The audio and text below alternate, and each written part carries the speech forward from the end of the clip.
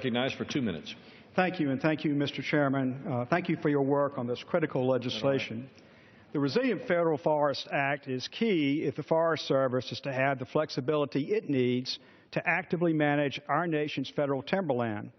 Now, I come from a state where forestry is critically important to our economy and our ecosystem. In fact, forestry is a $13 billion industry in Alabama. Thankfully, my state does not have a serious issue with wildfires due to our active forest management.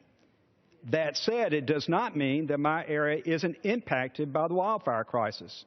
The Forest Service and the Bureau of Land Management are forced to spend so much money fighting wildfires that they have to take money away from other non-fire accounts that ironically help prevent wildfires like thinning and controlled burns. Mr. Speaker, this bill just makes sense. By simplifying the environmental process requirements and reducing burdensome regulations that hinder active forest management on federal timberland, we can help reduce wildfires and protect our nation's forests.